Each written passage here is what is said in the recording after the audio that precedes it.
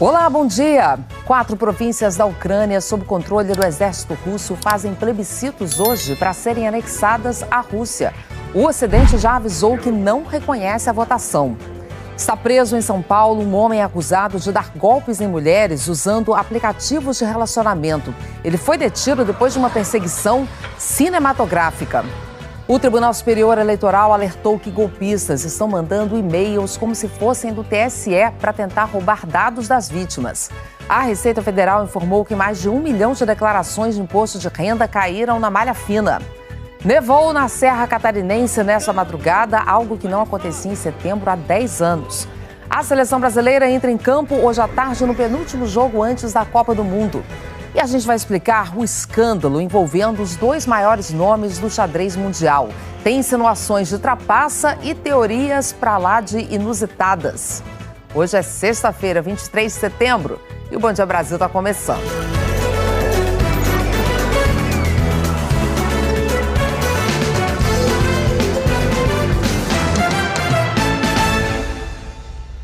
A Receita Federal libera daqui a pouquinho o último lote da restituição do imposto de renda. Este ano, mais de 1 milhão de declarações caíram na malha fina. Heraldo Pereira tem os detalhes. Heraldo, bom dia para você. Para esses brasileiros que têm dinheiro ainda a receber, mas que caíram na malha fina, agora só ano que vem. São momentos de expectativa para os contribuintes, pessoa física. Bom dia, Ana Paula, bom dia especialmente a você que está sempre conosco aqui no Bom Dia Brasil. As consultas ao último lote com restituições do imposto de renda da pessoa física estarão liberadas ainda agora pela manhã, a partir das 10 horas da manhã, pelo horário de Brasília. São 1.220.501 contribuintes e as restituições somam 1 bilhão e 900 milhões de reais. Pagamento deve cair na conta dos contribuintes na sexta-feira da semana que vem. Fim do mês está chegando e a expectativa pela restituição do imposto de renda é grande. 1 milhão e 200 mil brasileiros vão saber daqui a pouco se vão receber o dinheiro. O valor será pago na semana que vem, dia 30 de setembro, e vai entrar direto na conta bancária já indicada pelo contribuinte. Quem tiver direito vai receber o valor corrigido em 4,22% em relação ao que foi informado quando a pessoa enviou a declaração. Mas, assim como nos outros lotes, alguns contribuintes não vão conseguir receber a restituição do imposto na semana que vem, porque caíram na malha fina. De acordo com a Receita Federal, de um total de 38 milhões de declarações entregues, pouco mais de 1 milhão ficaram retidas. Esse número é 15% maior que o do ano passado. Isso aconteceu na maioria dos casos porque a pessoa deixou de informar algum rendimento que teve. Quase 42% dos contribuintes que estão na malha fina não declararam rendimentos deles próprios ou de dependentes. Em segundo lugar estão deduções da base de cálculo do imposto, principalmente por despesas médicas. E em 22% dos casos, o contribuinte declarou um valor diferente do que foi informado pela fonte pagadora. Quem estiver na malha fina precisa corrigir as informações da declaração no próprio programa do imposto de renda, entrando na página da Receita Federal. Aí será feita uma nova análise e, se não houver mais divergências de informações, a declaração sai da malha. Mas, em alguns casos, para acertar as contas de vez com o leão, o contribuinte pode ter de pagar multa. Se, porventura, ela tinha imposto a pagar, e o valor que ela declarou é menor do que o que ela deveria, essa diferença ela vai pagar com juros e multa. A Receita Federal informa que também estarão liberadas ainda hoje consultas aos lotes residuais de anos anteriores. Se referem a contribuintes que caíram na malha fina e depois acertaram as contas. A polícia de São Paulo conseguiu prender um golpista conhecido como galã do Tinder. Ele tirava dinheiro de mulheres de classe média alta usando o aplicativo. E a maneira como ele foi preso chamou a atenção, não é isso, Rodrigo Bocardi? Bom dia para você. Parecia cena de filme aí em São Paulo. Primeiro, bom dia para você, Ana, bom dia a todos. E primeiro, uma redefinição do que é galã, né? Vamos combinar aqui, né? Olha só. Era só o apelido, né, Rodrigo? Não condizia muito com a realidade, né? Era mais atitude. tem uma transformação na definição, né? Olha só. Uma perseguição cinematográfica, viu? A prisão de Renan Augusto Gomes foi registrada pelas câmeras das viaturas policiais e por testemunhas. Renan está no carro prata em alta velocidade aí, ó, começa a acelerar lá, ó, perseguido por várias ruas e avenidas da zona noroeste da cidade de São Paulo, tenta fugir até na contramão. E aí, para despistar os policiais, chega a entrar no estacionamento de um shopping, bem aí, ó. Perseguição continua até que um dos carros da polícia bate no carro de Renan, aí ele acaba perdendo o controle e para numa árvore. Tá aí, ó. Renan Augusto Gomes, o pseudo-galã, foi algemado ali mesmo e depois levado para a delegacia. As investigações apontaram que Renan tinha diversos perfis em redes de relacionamento. Ele dizia que era filho de alemães, que seus pais tinham morrido em um acidente de carro, propunha um relacionamento sério e, com o passar do tempo, pedia dinheiro, alegando problemas e depois desaparecia. O número de mulheres que sofreram o golpe não foi divulgado. Renan Augusto Gomes vai responder por estelionato. Ana Paula. Galã não tem nada mesmo, né, Rodrigo? Vai ver, usava fotos de outra pessoa, né? Vai saber. Acho que precisava. Até já, viu? Até já. Olha, os moradores e turistas tiveram uma surpresa essa madrugada em Santa Catarina, viu? A neve apareceu em pelo menos 5 cidades da Serra, mesmo sem previsão, isso em plena primavera. Em São Joaquim começou a nevar pouco antes da meia-noite. Muita gente foi aí para a rua, então, registrar esse fenômeno. A neve também caiu em Bom Jardim da Serra depois das 2 da manhã. A última vez que nevou na região, no mês de setembro, foi em 2012. Vamos falar mais de tempo, então. Marcelo Pereira já por aqui. Temos aí pela frente o primeiro fim de semana da primavera, que vai ser marcado por frio mesmo em algumas regiões, né, Marcelo? Bom dia.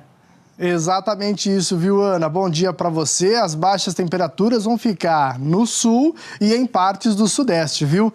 Bom dia também para os nossos amigos e amigas. A primavera chegou oficialmente ontem à noite, às 10h04, pelo horário de Brasília. Além da chuva, ela trouxe dentro da mala o frio.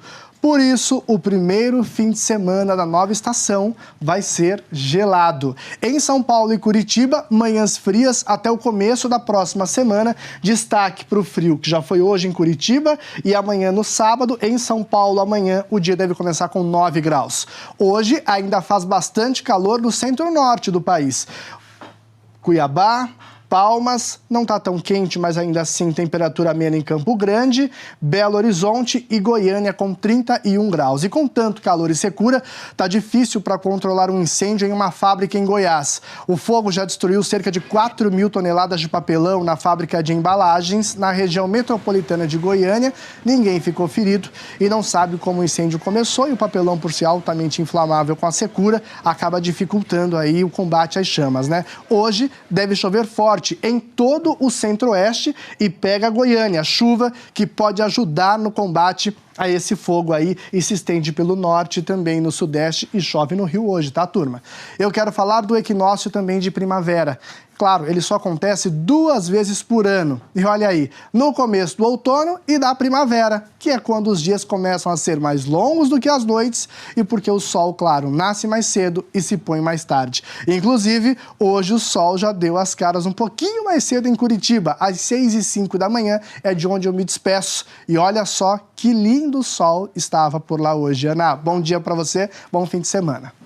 Para você também, Marcelo. Até segunda. Olha, pelo menos 71 imigrantes morreram no naufrágio de um barco que partiu da costa do Líbano. Autoridades da Síria encontraram corpos no litoral da cidade de Tartus e ajudaram no resgate de pelo menos 20 sobreviventes até agora. Esse barco transportava cerca de 120 pessoas em direção à Europa. Diante do colapso econômico no Líbano, o número de pessoas que tentam deixar o país pelo mar quase dobrou este ano na comparação com 2021, informação do Alto Comissariado da ONU para Refugiados. 4 regiões ocupadas na Ucrânia iniciaram plebiscitos para se juntarem à Rússia. As votações são consideradas uma farsa pelo governo ucraniano, pelo Ocidente em geral. Cecília Malan, bom dia para você. Essas consultas populares ali, aí para lá de questionáveis, né, podem agravar ainda mais o conflito na Ucrânia. Sim, Ana, com a anexação dessas regiões, a Rússia pode alegar que o seu território está sendo atacado pela Ucrânia com armas do Ocidente e reagir como bem entender, inclusive com arsenal nuclear, como vem ameaçando nos últimos 2 dias. A Rússia afirma que a votação já começou e vai durar 5 dias. Há relatos de que moradores estão sendo obrigados a participar da votação. São 2 regiões no leste, Luhansk e Donetsk, e 2 no sul, Kherson e Zaporíjia. Algumas estão totalmente ocupadas pelas tropas russas e aliados separatistas, outras não. Em Zaporíjia, por exemplo, a capital de mesmo nome ainda está sob controle ucraniano e a população local repudia o plebiscito. A Rússia e as autoridades pró-Moscou das regiões ocupadas já vinham planejando essas consultas, mas se apressaram agora depois do sucesso da contraofensiva ucraniana que vem recuperando cidades e vilarejos. Putin sabe que pode perder os territórios e convocou 300 mil reservistas para reforçar seu exército. Os documentos de alistamento já chegaram para milhares de homens russos. O Instituto para o Estudo da Guerra acha que essa cartada do presidente pode prejudicar mais do que ajudar. Não vai recrutar soldados com boa experiência em campo de batalha e pode abalar a popularidade de Putin. Tanto que milhares de russos com idade para servir estão deixando o país. Os engarrafamentos nas fronteiras terrestres são imensos e voos para destinos que não exigem vistos estão lotados. Ana. Ok, obrigada, Cecília. O exército do Irã disse que vai confrontar os inimigos para manter a paz e a segurança. Isso em meio a 7 dias de protestos no país. Já são pelo menos 17 mortos, número dado pelas autoridades de segurança, mas grupos de direitos humanos afirmam que o número já passa de 30.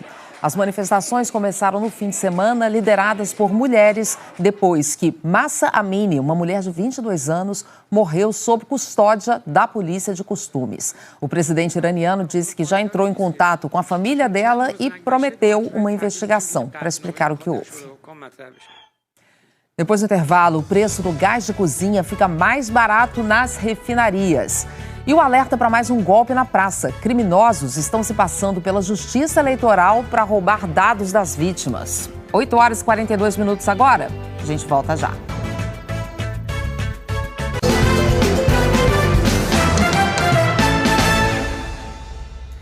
Reta final das eleições e tem um novo golpe circulando na internet para roubar senhas e dados pessoais dos eleitores. Mais do que nunca, tem que ficar todo mundo atento, né, Heraldo? Ana Paula, é preciso redobrar a atenção. Uma prática criminosa que tem se tornado cada vez mais frequente no país. O Tribunal Superior Eleitoral reforça a importância de alguns cuidados adicionais para os eleitores não caírem nesse golpe em que criminosos se valem da internet. O e-mail falso vem assim, com o título de Comunicado da Justiça Eleitoral. Informa que o título de eleitor foi cancelado provisoriamente e pede para acessar um link. É fraude. O TSE não manda comunicado para eleitor por mensagem ou rede social. Segundo o tribunal, qualquer pessoa que quiser informações sobre o cadastro eleitoral precisa entrar em contato com a Justiça Eleitoral por iniciativa própria. O TSE também alerta, só tem um site oficial, tse.jus.br, só esse. Dá para ver se tem pendência e tem outras opções, como a de imprimir o título de eleitor. Além disso, tem o aplicativo É-Título. Aqui dá para baixar o título de eleitor digital, como nas últimas eleições. Segundo o TSE, foi feita uma manutenção, o que gerou instabilidade no sistema no fim de semana. O TSE explica ainda que, por conta dessa atualização, mesmo quem já tinha o título no celular vai ter que preencher todos os dados de novo. O Pedro tentou na terça, não conseguiu. Persisti. Quarta-feira, eu só cadastrei a senha novamente e entrou, normal. Segundo o TSE, o sistema está normal, em pleno funcionamento. No dia da eleição, até dá para baixar o e-título, mas não será possível emitir o documento. Pelo aplicativo, também vai dar para justificar a ausência de voto no dia da eleição quem estiver fora da cidade onde vota, ou até 60 dias depois de cada turno. Agora, se está tudo certinho para você ir até a sessão eleitoral, fazer suas escolhas e perder o título ou não tem no celular, pode votar apresentando um documento oficial válido e com foto, como carteira de motorista e carteira de identidade. O precavido Pedro está com todas as opções à mão. Tudo pronto. Dia 2, votar para melhorar o nosso país. O Tribunal Superior Eleitoral também oferece acesso às ouvidorias e aos serviços de disque eleitor da Justiça Eleitoral, que tem como objetivo esclarecer as pessoas sobre dúvidas relacionadas às eleições e ao cadastro eleitoral. A Petrobras reduziu hoje o preço do gás de cozinha para as distribuidoras. O preço médio por quilo passou de R$ 4,03 para R$ 3,78. É uma redução de 6%. A empresa informou que busca equilíbrio de preços com o mercado internacional. E o governo federal anunciou mais um bloqueio de gastos do orçamento. São mais de 2 bilhões e 600 milhões de reais. Segundo o governo, esse contingenciamento vai cobrir um aumento nas despesas com a Previdência. O total bloqueado agora do orçamento é de 10 bilhões e meio de reais.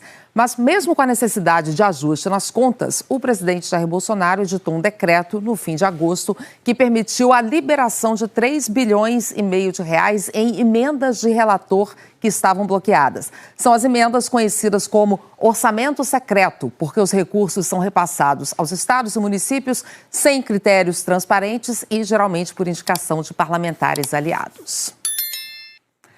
A Polícia de Minas ouviu ontem representantes da Tecnoclean, a empresa investigada pela venda de propileno glicol contaminado que pode ter causado a morte de 50 cães intoxicados. A Aline Aguiar segue acompanhando essa história. Aline, em que pé que está essa investigação? Bom dia. Oi, Ana Paula, bom dia a todos. A polícia quer identificar onde houve a contaminação do propileno glicol, já que pelo menos 3 empresas estão envolvidas na venda dessa substância. Nesta quinta-feira, representantes e funcionários da Tecnoclean foram ouvidos pela polícia em Belo Horizonte. A empresa adquire esse produto totalmente lacrado, não há interferência da empresa na alteração da substância, esse produto é passado para um terceiro e esse terceiro fabrica o PET. Então não há nenhuma informação de etileno glicol quando a empresa adquire esse produto. A Tecnoclean começou a ser investigada depois da morte de 50 cães. Há casos de suspeita de intoxicação em pelo menos 11 estados e no Distrito Federal. Os animais consumiram alimentos contaminados da empresa Bassar. A fabricante de petiscos Bassar disse que comprou propileno glicol da Tecnoclean, que, por sua vez, disse que comprou da empresa A&D Química Comércio. Agora a polícia confirmou que foi a Cristal Limp, fabricante de material de limpeza, que vendeu para A&D. A gente está numa fase da investigação, de análise de documentos, provas, diligências externas, para a gente seguir aí, para concluirmos aí qual empresa realmente, cada participação de cada empresa aí nessa contaminação, aí nessa intoxicação. A Polícia Civil de São Paulo já ouviu os representantes da Bassar Pet Food e A&D Química e disse que deve ouvir em breve os da Cristal Limp. Até agora, 5 empresas fabricantes de petiscos tiveram determinação de recolhimento de seus produtos pelo Ministério da Agricultura. O Ministério da Agricultura informou que a Tecnoclean não tem autorização para vender propileno glicol para a indústria de alimentação animal. Nós não conseguimos falar com a A&D, com a Bassar e com a Cristal Limp. Ana Paula. Obrigada, Aline. A gente volta a seguir com os números da nova pesquisa Datafolha com as intenções de voto para presidente. Agora são 8h53.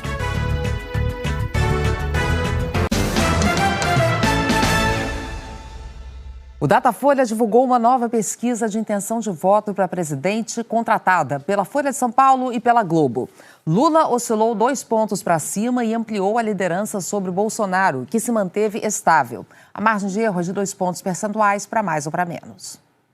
Lula do PT teve 47% em julho e agosto. Oscilou para 45% no início deste mês. Manteve os 45 em 2 pesquisas e agora oscilou para 47. Com a margem de erro, tem de 45 a 49.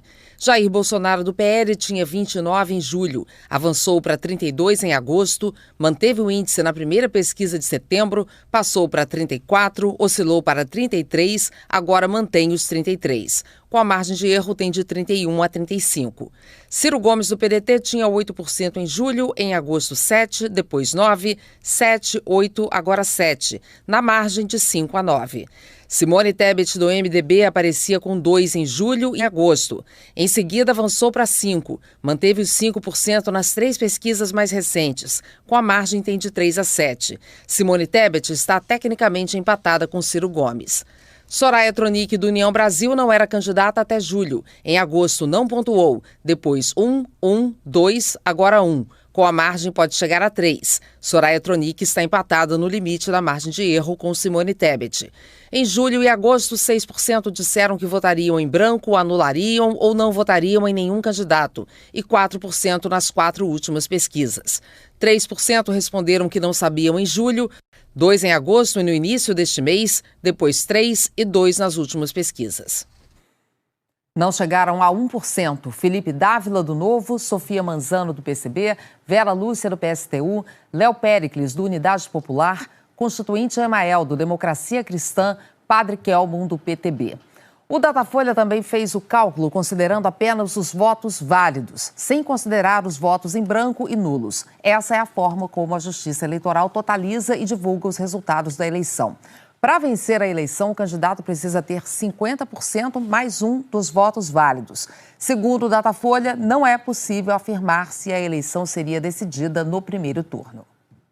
Lula tem 50% dos votos válidos, pela margem de erro de 48% a 52%. Jair Bolsonaro aparece com 35% dos votos válidos, pela margem de erro de 33% a 37%. Ciro Gomes, 7%, de 5% a 9% na margem de erro. Simone Tebet tem 5% dos votos válidos, pela margem de 3% a 7%. Simone Tebet e Ciro Gomes estão tecnicamente empatados. Outros candidatos somam 2% dos votos válidos. O Datafolha perguntou em quem os eleitores votariam num segundo turno, com Lula e Bolsonaro. Em julho, Lula aparecia com 55%. Na sequência, 54%, 53% em 2 pesquisas, depois 54%. Agora manteve o percentual, com a margem de erro de 52% a 56%. Bolsonaro tinha 35% em julho, depois 37%, 38%, 39%, 38%, agora manteve o percentual, com a margem de 36% a 40%. Votos em branco, nulos ou nenhum, 7% em julho, 8% nas 2 pesquisas seguintes e 7% nas 3 últimas rodadas. Não sabiam, 2% em julho e agosto, depois 1% e 2% nas 3 últimas semanas. O Datafolha mostrou que a avaliação do governo do presidente Jair Bolsonaro permanece estável em relação à pesquisa anterior. Em julho, 28% consideravam o governo Jair Bolsonaro ótimo ou bom. Em agosto, 30%, 31% em 2 pesquisas, depois 30%, agora 32%. Em julho e agosto, 26% avaliavam o governo como regular, depois 27%, 25% nas 2 pesquisas seguintes, agora 23%. 45% consideravam o governo Bolsonaro ruim ou péssimo em julho, depois 43%, 42% em 2 rodadas, 44% na semana passada e nesta. Desde julho, 1% não soube responder.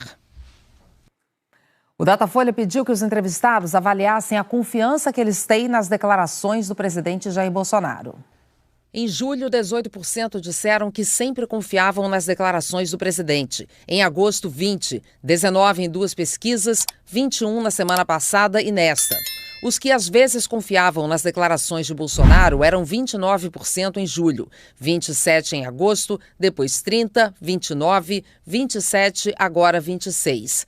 Em julho e agosto, 52% disseram que nunca confiavam nas declarações de Bolsonaro, 50% nas 2 pesquisas seguintes, 51% na semana passada, agora 52%. Desde julho, 1% não soube responder. O Datafolha ouviu 6.754 eleitores em 343 municípios de terça-feira até ontem. E aqui no nosso estúdio, Gerson Camarote, para falar um pouco mais dessa nova pesquisa. Camarote, bom dia para você. Bom dia, Ana. Bom dia a todos. Como é que esses resultados foram recebidos pelas campanhas dos candidatos? Olha, na campanha do presidente Jair Bolsonaro, Ana, com preocupação. Preocupação, primeiro, as notícias elas não são boas para o presidente Jair Bolsonaro. Primeiro, a distância entre ele e o Lula voltou a ampliar, agora de 14 pontos percentuais. Antes estava em 11, passou para 12, agora 14. É um alerta. Outra questão que coloca em relação ao presidente Jair Bolsonaro é entre quem ganha até 2 salários mínimos. A margem também ampliou muito em relação ao ex-presidente Lula. Ou seja, mostra que aquele anabolizante que era para a eleição do Auxílio Brasil turbinado não está mais funcionando. Mas o que mais preocupa, e mais do que isso, desanima a campanha do presidente Jair Bolsonaro, é a rejeição consolidada em 52%. Ou seja, todo o movimento para tentar diminuir a rejeição não funcionou. E a campanha está culpando o próprio presidente Jair Bolsonaro. Por quê? Porque ataca jornalistas, mulheres, isso aumenta a rejeição, utilizou eleitoralmente o funeral da Rainha Elizabeth. Você tem vários movimentos feitos pelo presidente Jair Bolsonaro que têm mantido essa rejeição elevada e a campanha está muito preocupada com isso. E para a campanha do ex-presidente Lula, quais são os alertas que ficam? Olha, o principal alerta é em relação à região sudeste. Teve uma aproximação aí sim do presidente Jair Bolsonaro do Lula, especialmente em São Paulo, Rio de Janeiro e no sudeste como um todo caiu. Isso virou um alerta. E entre quem ganha aquele eleitorado de 2 a 5 salários mínimos. A avaliação na própria campanha do Lula é que, por exemplo, a redução do preço dos combustíveis tem surtido efeito nesse segmento. Agora, em contrapartida, a avaliação na própria campanha do Lula e também há um reconhecimento na campanha do Bolsonaro que o presidente deu um tiro no pé quando voltou a levantar recentemente suspeição em relação ao sistema eleitoral brasileiro. Isso porque acabou fortalecendo uma espécie do voto útil no ex-presidente Lula, que até então esse movimento não tinha surtido muito efeito. O que é que a gente viu? Vários ex-ministros do Fernando Henrique já declarando voto no Lula. Recentemente foi o ex-ministro Meirelles.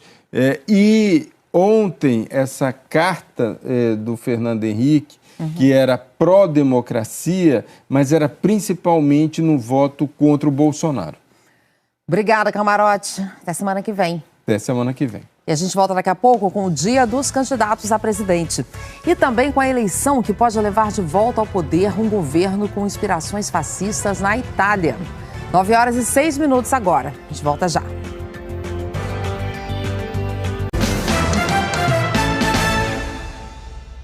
Estamos de volta com a cobertura das eleições. O Heraldo conta como é que está o corpo a corpo nessa reta final de campanha, Heraldo.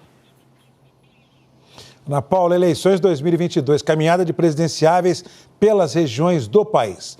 Candidato Luiz Inácio Lula da Silva, do PT, ficou em São Paulo. O candidato à reeleição pelo PL, o presidente Jair Bolsonaro, foi a Belém, em Manaus. O candidato Ciro Gomes, do PDT, esteve aqui em Brasília. A candidata do MDB à presidência da República, Simone Tebet, fez campanha no Rio de Janeiro. A candidata Simone Tebet, do MDB, visitou a Fundação Oswaldo Cruz, no Rio de Janeiro, ao lado da vice na chapa Mara Gabrilli. Diretores da instituição entregaram uma carta com propostas para a saúde e a ciência. Simone Tebet disse que, se eleita, vai aumentar os recursos destinados à pesquisa e para desenvolvimento de vacinas. Ela também esteve no Saara, região de comércio no centro do Rio. Fez uma caminhada e conversou com lojistas. A candidata falou das propostas para gerar mais emprego no país. Nós temos que desburocratizar. Se são parceiros, nós temos que simplificar, diminuir a carga tributária, que é a única forma que nós temos para fazer com que o comércio, especialmente o setor de serviços e comércios, possam, primeiro, competir em pé de igualdade com os produtos que vêm de fora. Segundo, gerar o emprego e renda que nós queremos para a população brasileira. O candidato Luiz Inácio Lula da Silva participou de uma conversa com representantes de associações e movimentos de aposentados e idosos na capital paulista. Médicos e pesquisadores também estavam no encontro, que discutiu longevidade e a discriminação em função da idade. Lula disse que pretende, se eleito, ampliar e reforçar o atendimento público de saúde aos idosos. Prometeu também recriar o Ministério da Previdência Social e ainda promover uma modernização no sistema previdenciário. A Previdência pode ser muito melhor se ela for humanizada. Então é preciso que a gente assuma o compromisso com vocês, mas sobretudo o compromisso com aqueles que não estão aposentados ainda, que vão se aposentar, de que essas coisas têm que mudar no país. O candidato à reeleição pelo PL, presidente Jair Bolsonaro, fez campanha na região norte do país. Em Belém, participou de uma carreata e depois de uma motociata até o centro da capital paraense, onde era esperado por apoiadores. No discurso, defendeu os dados econômicos do governo dele.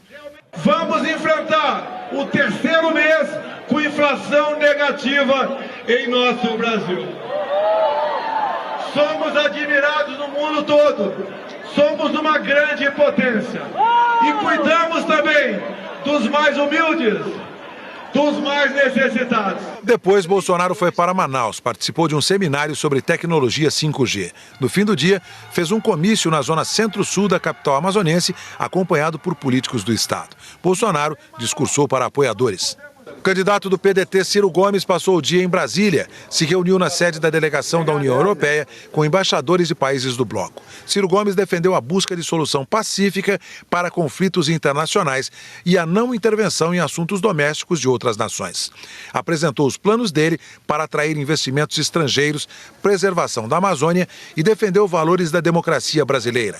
Na área comercial, disse que, se eleito, dará prioridade à transferência de tecnologia para desenvolver a indústria nacional. Será guiada a minha política exterior, bilateralmente, em grupos como o BRICS ou Mercosul e nas grandes relações multilaterais, por uma busca de regime de preferências comerciais industriais para reindustrializar o Brasil, um regime de transferências tecnológicas sensíveis para tirar o Brasil da gravíssima dependência tecnológica hoje em assuntos graves como remédio e defesa. A candidata do União Brasil, Soraya Tronic, foi a Jundiaí, no interior paulista. Visitou um centro de atendimento a pessoas com síndrome de Down. Soraya conversou com jovens e crianças que recebem atendimento. Ouviu pedidos dos administradores para melhorar a qualidade do serviço. Ela ressaltou o trabalho dos voluntários. Soraya Tronic também falou da importância de valorizar os profissionais da saúde que trabalham nessa área especializada. A candidata prometeu que, se for eleita, vai atualizar a tabela do SUS para entidades assistenciais e santas casas, onde o Estado não consegue atuar. As pessoas precisam de atenção, uma atenção muito especializada, que tem um custo muito alto. E aqui a gente pode ver também, mais uma vez, a questão da tabela do SUS, a necessidade de atualização da tabela do SUS. O Estado tem que comparecer, aperta os cintos onde pode, onde tem como apertar, e nós sabemos que tem, e vamos entregar o que é essencial para a população. O Tribunal Superior Eleitoral recebeu o resultado do cruzamento de informações entre as prestações de contas parciais apresentadas por candidatos e candidatas. Foram detectados 59 mil casos de doações ou gastos potencialmente irregulares, ou num total de mais de 605 milhões de reais de transferências questionáveis. Casos já encaminhados ao Ministério Público Eleitoral para as investigações. E os italianos vão às urnas no domingo escolher o novo governo. As pesquisas indicam a possibilidade de uma mudança radical no poder. Esta semana, o primeiro-ministro Mário Draghi ganhou um prêmio em Nova York como estadista do ano. Mas, na Itália, o seu governo de unidade nacional foi derrubado em julho pela direita. Draghi permanece no cargo temporariamente até que as eleições desse domingo revelem um novo chefe de governo. E eis que um momento tão temido por muitos durante décadas pode se tornar realidade. A volta de um governo fascista ao país depois de Benito Mussolini. As pesquisas têm mostrado que uma coalizão de direita, liderada pelo Partido Nacionalista Irmãos da Itália, está a caminho da vitória. E com ele, Giorgia Meloni, 45 anos, ex-militante da extrema-direita. Aliados com ela estão Matteo Salvini, da Liga, e Silvio Berlusconi, da Força Itália. O trio anda assustando os principais países da União Europeia. Na Europa são um pouco preocupados. Eles dizem que na Europa estão um pouco preocupados com Meloni e com o que vai acontecer. E o que vai acontecer? A diversão vai acabar. O que vai acontecer é que a Itália poderá defender os seus interesses nacionais.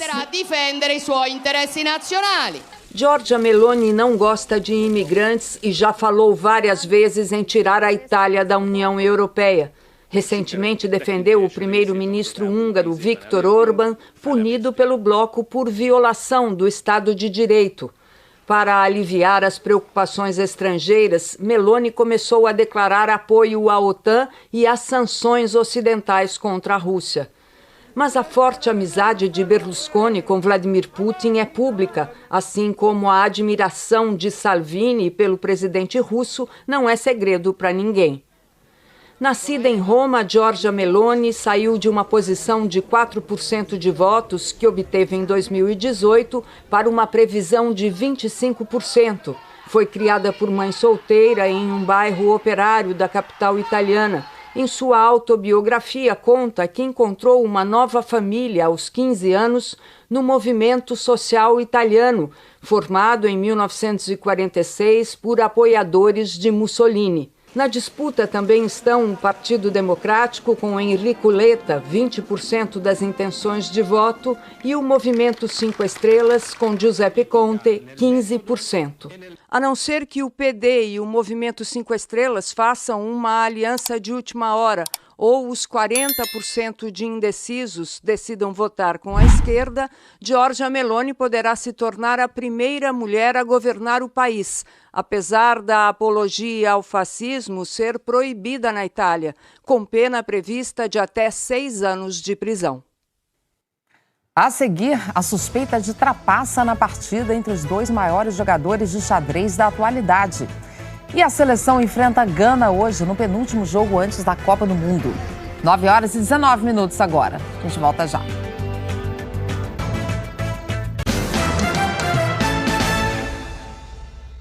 Estamos de volta e para entrar no clima de Copa do Mundo, hoje à tarde tem Brasil e Gana. É o penúltimo jogo da seleção antes do Mundial. Débora Gare está lá, no lugar do jogo Le Havre, na França. Débora, o que podemos esperar do time hoje? Oi, Ana, bom dia para você e para quem nos acompanha. A gente pode esperar um time bem ofensivo, viu? Porque o técnico Tite montou um super ataque, aproveitando os talentos que ele tem no grupo para essa posição. O Brasil joga hoje com Alisson no gol, Éder Militão na lateral direita, dupla de zaga com Marquinhos e Thiago Silva, que ontem completou 38 anos, é o jogador mais experiente desse grupo. Alex Telles na lateral esquerda, meio campo com Casemiro, Paquetá, Neymar e trio ofensivo Rafinha, Vinícius Júnior e Richarlison. Vale lembrar que Gana também está na Copa do Mundo, pode cruzar o caminho do Brasil na fase de oitavas de final. Tá aí a importância desse teste. E deixando todo mundo avisado, jogo às 3h30 da tarde, com transmissão ao vivo na Globo. E a gente espera, né, Ana, que sem essa chuvinha chata por aqui, viu? Eu volto com você aí no estúdio. Imperdível, obrigada, Débora. Olha, agora a gente fala de uma polêmica entre os dois maiores jogadores de xadrez da atualidade e isso está repercutindo pelo mundo todo. Uma suspeita de trapaça fez um deles desistir de disputar um prêmio milionário. E o escândalo envolve teorias de teor sexual. Vamos deixar o Felipe Coalho explicar essa história pra gente. Seja o tabuleiro real ou virtual, num jogo de xadrez, cada movimento pode ser decisivo. And what? Mas nessa partida, não foi um checkmate que causou surpresa, e sim a desistência de um competidor. E não é qualquer um, é um dos maiores vencedores de xadrez do mundo, o norueguês Magnus Carlsen. Ele participava do torneio de xadrez mais famoso dos Estados Unidos. A partida acontecia pela internet e era contra o americano Hans Niemann, que derrotou Carlsen invicto há 2 anos. Hans Niemann tem um passado confessado de trapaças que renderam expulsões em sites de xadrez. O norueguês Magnus Carlsen não fez nenhuma acusação, mas várias dúvidas começaram a surgir. E a hipótese de que o seu adversário trapaceou começou a ganhar força. Uma das versões é que Niemann teria escondido dentro da cueca um brinquedo sexual controlado à distância por Bluetooth, para receber informações via código Morse. Ele garante que não trapaceou dessa vez e se dispôs a jogar novamente. É um sonho realizado. Eu vivi meu sonho por um dia, que era vencer o Magnus. E depois, tudo isso começou. O diretor do torneio destaca que um jogador desistir da partida é algo sem precedentes. Mas ele vê um lado positivo nisso tudo. Esse burburinho pode aumentar o interesse das pessoas pelo xadrez. E é sempre bom quando isso acontece. E olha, ainda para afastar qualquer suspeita, o americano Hans Niemann disse que joga até pelado. É isso, Rodrigo Bocardi. Sextou. E aqui nada com esse negócio de código, aparelhos e tal, viu? FUVEST, coisa séria, deixa tudo de longe ali. Hoje é o último dia de inscrições para a FUVEST, o maior vestibular do país. São mais de 11 mil vagas para a Universidade de São Paulo, a USP. Taxa é de R$ 191, pode ser paga até o dia 27, terça-feira que vem. E um alerta, o prazo de inscrição hoje vai até ao meio-dia. Bom final de semana a todos, se puder, aquela coisa, hein? Durma até acordar. Vamos! Tchau, tchau. De São Paulo, que é do Rodrigo Bocardi, que é de todos nós, para o Planalto Central do Brasil. Brasília. Logo mais, a partir das 10 horas da manhã, pelo horário de Brasília, Receita Federal libera a consulta, não se esqueçam, para o último lote de restituições do imposto de renda da pessoa física. São 1.220.501 contribuintes. Bom fim de semana a todos. Bom dia. Milhares de pessoas estão nas ruas de várias cidades do mundo participando dos protestos do movimento Sexta pelo Futuro. Liderados pelos estudantes, eles pressionam os chefes de governo e de Estado que estão reunidos na Assembleia Geral da ONU em Nova York a tomar medidas concretas contra as mudanças climáticas. O pedido é simples: escutem a ciência para salvar o planeta. É isso. Bom descanso, gente. Até semana que vem. É isso, vamos lá agora então para o encontro. Patrícia Poeta, sexta-feira chegou. Sei que tá animado hoje aí no encontro. Maravilha! Você sabe que aqui tá sempre animado, né? É verdade. Mas olha, hoje tá mais, a gente vai, você sabe que temos informação, obviamente, tem também diversão no programa de hoje, uma mistura, um cardápio completo. Começando aqui pela informação, vou conversar ao vivo com a mulher que passou por esse sufoco aí, ó, em Goiás. A gente tem imagens, ó. Foi levada pela enxurrada, com os fortes temporais que chegaram no centro-oeste do país. Aliás, tem mais previsão de chuva forte para lá, é bom ficar atento. Já já a gente fala sobre isso, tem também os destaques no mundo das celebridades, com a Tati Machado, e da saúde com o Michel Loreto, né, Manuel? Bom dia, parceiro. Bom dia, Patrícia, trabalhada no verde hoje. E você no branco. Trabalhada no branco, de Oxalá, que a gente... Sexta-feira, né, meu povo? Vamos que vamos. Olha, gente, hoje nós vamos falar de um assunto que eu amo demais, no final de semana. Pizza, meu povo, porque pizzarias brasileiras estão entre as melhores do mundo. E você vai saber quais são alguns desses segredinhos. Fica ligado porque Matheus Luiz traz pra gente, né, Patrícia? Isso, vamos cestar com pizza e vamos cestar com música e com, diria mais, um sorrisão no... Encontro nessa sexta-feira, ótimo fim de semana e até segunda.